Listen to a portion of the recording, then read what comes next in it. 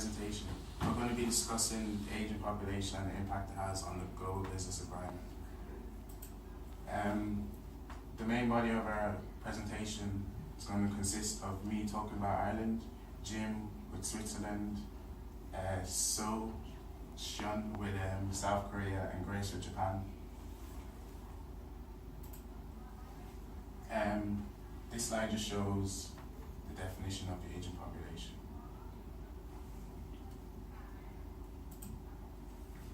Okay, in regards to Ireland, according to the CSO, the number of the population age 65 and over, according to the last census in 2011, was 535,000. This is 11.6% of the national population. According to Harrison, external factors are significant in influencing the global business environment and the organization's performance. So, for example, pension schemes in Ireland. In the last budget, 2016, there was a €2.70 increase per week in state pensions. This will cause uncertainty amongst the business environment, which may deter international businesses from wanting to operate in Ireland.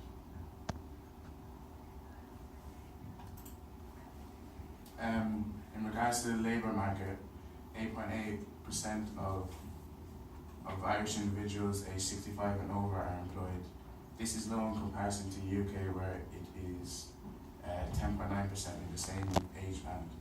The result of this will make the Irish labour market look less appealing in comparison to the UK, and in the eyes of the global business environment, this also will be less appealing, and which may encourage migrants to look elsewhere for employment. Thank you. Cheers. Let's move forward to the current situation in Switzerland. The chart adapted from the Federal Statistics Office shows a big problem regarding the aging of the population, because a huge generation is in the age of 50 years old, and on the other hand, the following population is significantly smaller. One point is the financing of the pensions. Women are regularly retired with 64 and men with 65 in Switzerland. And Swiss pensioners are getting 1/3 of the pensions financed by the younger generations. The question is, how can the government finance the pensions in the future if the generation, if the age with 50 will be 65? One way might be to reduce the monthly pensions, or on the other hand, another way might be to raise the retirement age. So it's obvious that a lot of people or pensioners are thinking about to go abroad in destinations like Thailand, because there's the living or the price level is deeper, and you can live really good with the pensions from Switzerland in these countries. Let's turn to the labor market. A little country with a solid economy like Switzerland, but a small population needs foreign workforce. In connection of closing the gap, a lot of people from Portugal and Italy are working in the construction industry. Furthermore, high-educated German employees are working permanently as nurses or doctors. The main reason for the immigration is the higher living standard in Switzerland and the wages.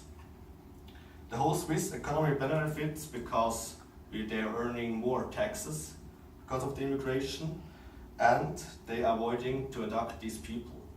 On the other hand, Germany loses a lot of good adopted people to Switzerland. Thank you.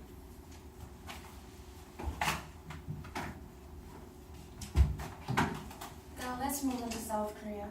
After Japan, South Korea is surprisingly expected to be high percentage of proportion of elderly population. Yeah, as the Asian population increases.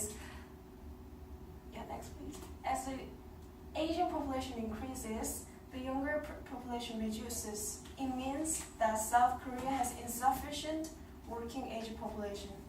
This causes South Korea to rely on foreign labor, especially in 3D job. Okay, what is 3D job? It stands for 3Ds, difficult, dirty, dangerous, such as construction, manufacturing, and mining industry, which young generation don't really want to be in.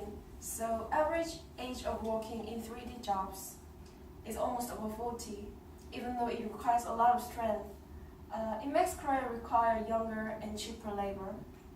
Because of this, most of them are from poor countries in Asia. However, as migrant workers are increasing, discrimination towards migrant workers start to emerge. In 1995, 13 Nepali industrial trainees gathered to hold a sit-in protest at the Myeongdong Cathedral in Seoul. They bound themselves in black iron chains, and held picket signs that read, "Please, don't beat us, we are also human beings." We can imagine how severe discrimination is in Korea toward migrant workers. Therefore, in comparison to Switzerland, Korea also has an increase in aging population, as well as an increase in the number of migrant workers. In the construction industry, however, surely there are some differences. As mentioned before, immigrant workers in Switzerland experience a high standard of living and receive high wages. They also receive unemployment wages, which provides a minimal income, while migrant workers in South Korea are still struggling to win labor rights. However, South Korean government and many non-government organizations are increasing efforts to solve this problem.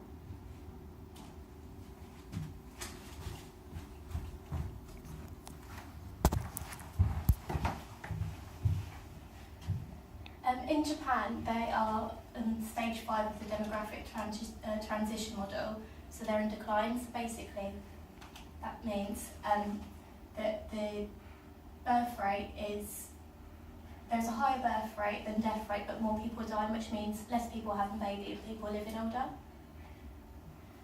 So factors leading to negative impacts include population deadlines.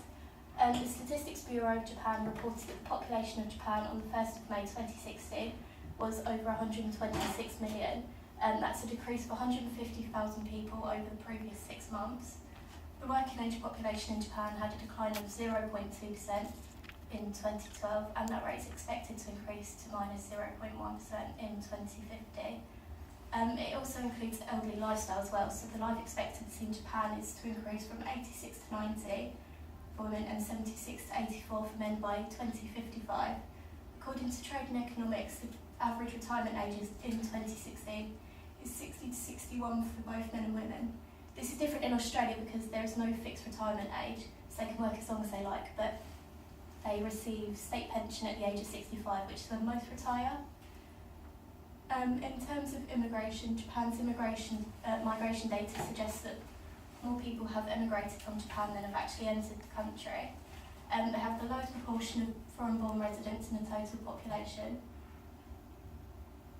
In Australia, 68% of skilled migrants and 32% are from family visa streams. This differs from Japan as skilled migrants means more likelihood for employability, which will benefit Australia. And also the labour market as well. Japan's unemployment rate has fallen from 5.5 in June 2009 to 3.2 in January, which is the lowest level in almost 2 decades. In Australia, the